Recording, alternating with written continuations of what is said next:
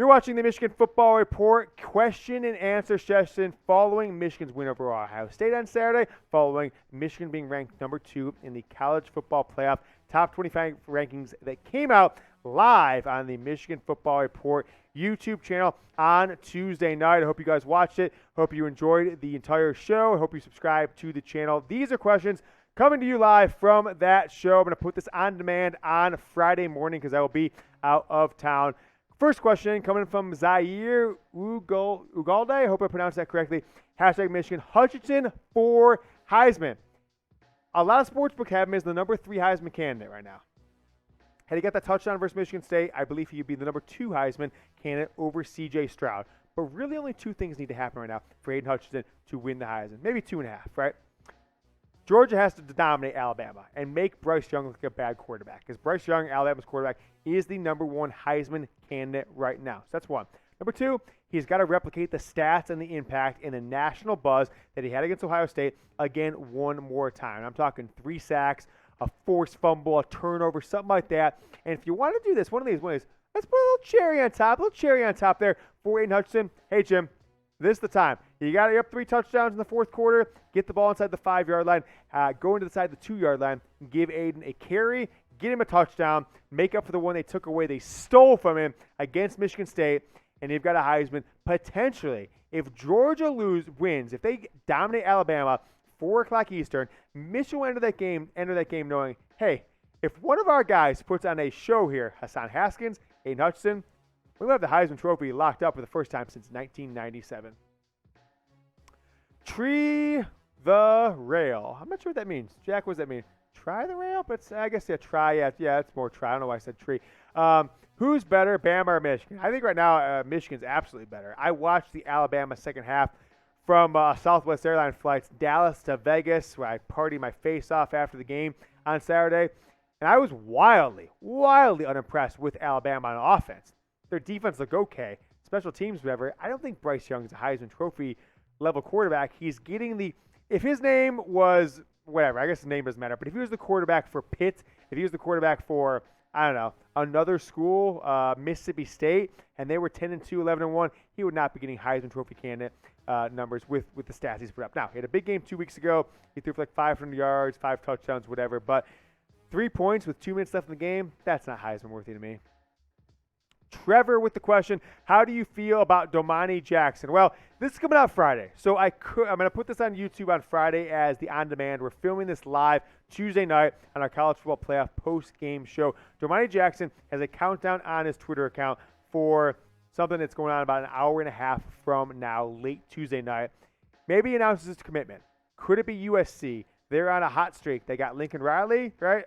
Hired him Sunday, announced him Monday. They got a big-time 2023 5-star quarterback to flip from Oklahoma to USC tonight. Could they bring back in some of those big-time recruits they've lost? They had 2 5-star decommits in the past few weeks, the past maybe month or two. One of them, Domani Jackson. Could that be enough to take him back to his hometown team? It could be. But if you watch this on Friday and Domani commits to USC tonight, bummer. If he gets to Michigan, what up? We'll do it. We'll put a show out. Maybe another show tonight. Jack, you coming back to the studio? Maybe people are talking. Make sure you guys subscribe to the channel. Watching live here, guys, hit the subscribe button. We had 1,000 people watching live, and we're getting 45 minutes or so after the CFP rankings came out. We still have 315 watching live.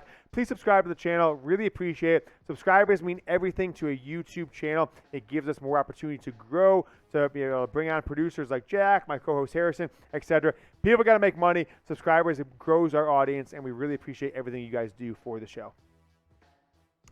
Nathan Brumfield, how many touchdowns does Haskins get this weekend? I'm putting the over-under on 3.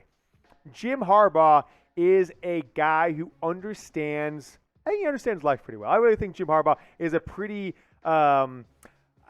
good understander of the greater picture, especially in college football. And he knows everyone in the college football landscape, media, fans, coaches, other players, everybody's going to be watching Michigan. They're the only game on in town Saturday night, Iowa. Michigan's the talk of college football.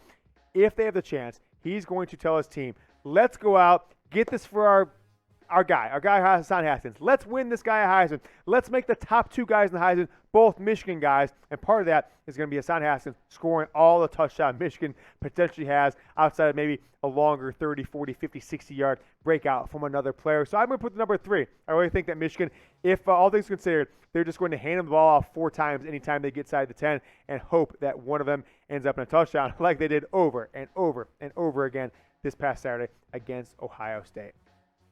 Forearm Shiver, Corum injury update. I haven't heard anything different coming out of the Ohio State game, and maybe I've missed something that you guys know, but he was hampered 3 weeks ago. He was limited last week, and he played against Ohio State, and he had 3 or 4 big-time plays, 2 really big-time plays right after halftime. The first 2 plays, Michigan had the ball on offense Saturday after halftime. They stopped Ohio State, 3 and out.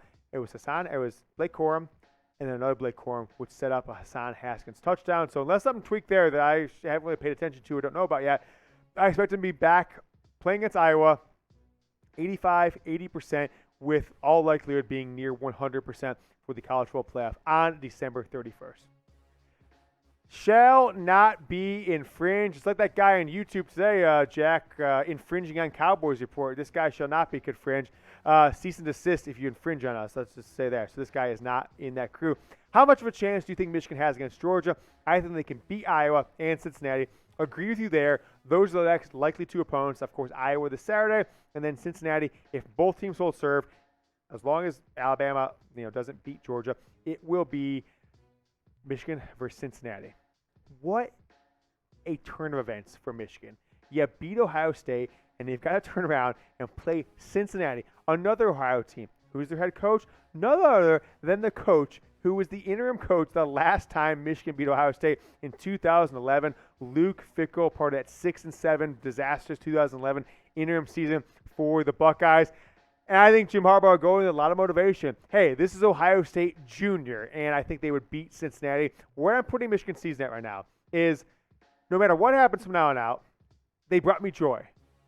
Harbaugh's back. This program has an identity once again, and if they lose to Iowa and don't make the CFP, I'll be so disappointed and bummed. But I don't know if I'm disappointed at the players, just at the lack of mutual fun we're going to have as fans and of this program over the next month leading up to CFP. Beat Iowa, no matter who it's in the CFP, as long as maybe it's not Georgia. If they lose to Alabama, that would be a bad matchup for Michigan in the semifinal. If it's anybody else in Georgia, Michigan should win, I think. And then you take your chance against Georgia. They'll be favored by about 7 or 8 points against Michigan in that national championship game. And if Michigan can just do what they did against Ohio State, bring it like they have all season, hey, folks, you could be looking at your next national championship Wolverine team. Should J.J. McCarthy be a Heisman favorite next year? No, he shouldn't. He's not even going to be Michigan's starting quarterback, to be frank. I think it's going to be interesting to see what happens to J.J. McCarthy. People have made the Jake Fromm, Justin Fields comparison recently, and I think it's pretty apt.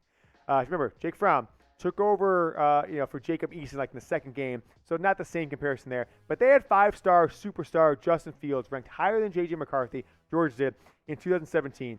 But true freshman quarterback Jake Fromm led them to the national title game, to overtime. They lost to Alabama. And their head coach made, looking back, people say that was a bad decision because Fields is a better quarterback. Fromm never took him back there.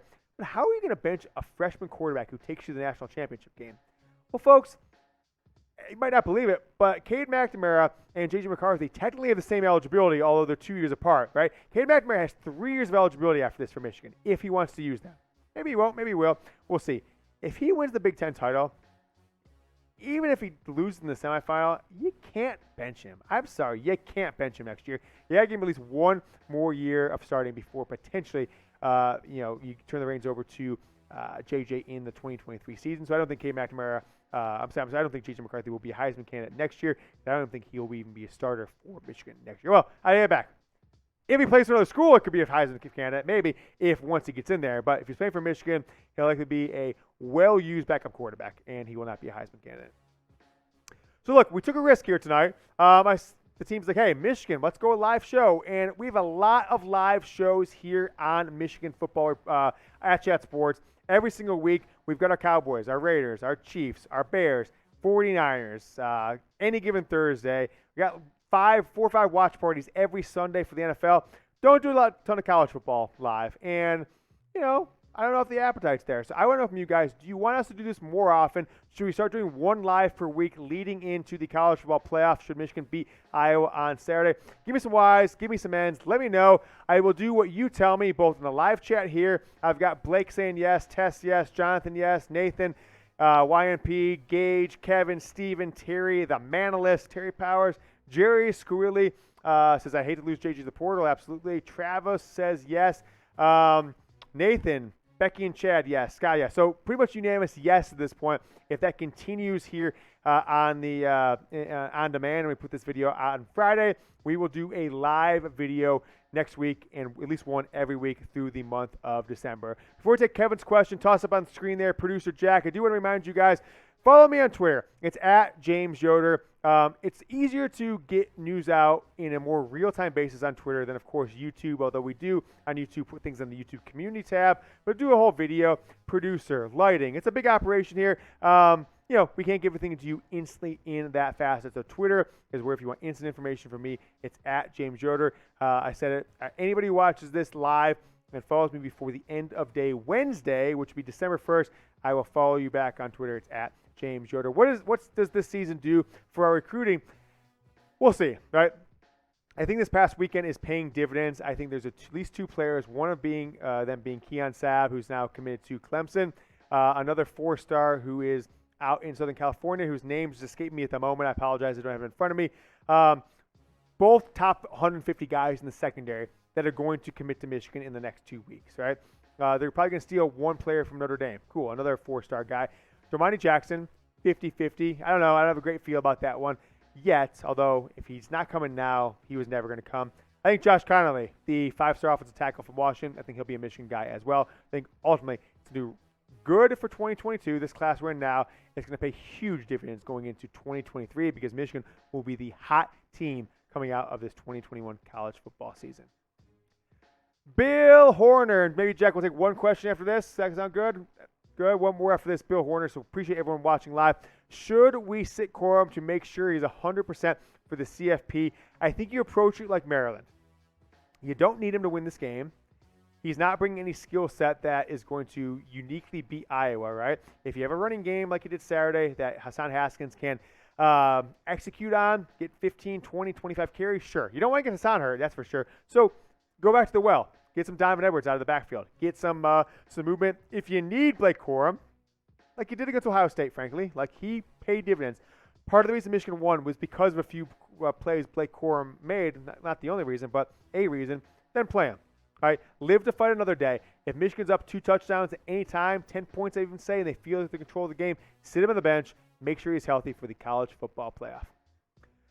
My guy, Travis Mitchell, one of my day ones, old school Michigan football report guy. Does Harbaugh win National Coach of the Year? If not, who does? Well, I didn't really pay that much of attention today to the Big Ten stuff, but I think Mel Tucker win the Big Ten Coach of the Year? Preposterous. No one deserves it more than Jim Harbaugh. Not Luke Fickell. Not Kirby Smart. Certainly not Nick Saban. Mike Gundy? Maybe Mike Gundy? I don't know. But Jim Harbaugh is 100% absolutely the National Coach of the Year, in my opinion. If they don't give it to him, preposterous. Shambles. Disaster. We've been hoodwinked. And we've been lied to because he has proved it, taking a 2-4 team that if they played full schedule, that would have been a 2-7 team last year. You know it, I know it. Turning around to 11-1, hopefully soon to be 12-1 college football playoff. There hasn't been a better coaching in turnaround in college football in my lifetime. Let me know in the comments, folks. Who are you watching the Big Ten championship game with? I've had a formula that's worked this year. It's 11 wins. It's 1 loss. I watched the first half at home. All right. First half at home with my son, sometimes my wife, usually the son. He likes it a little bit, although he doesn't understand that he just turned 5. And then do a halftime show on Twitter, a little selfie video, give you my take. Come into the studio, watch it here at the Chat Sports lobby on the 80-inch big screen, and come in here and watch the game. So I guess I'm not really watching with anybody. Son, and then producer Brett is coming in to do the post-game show with me.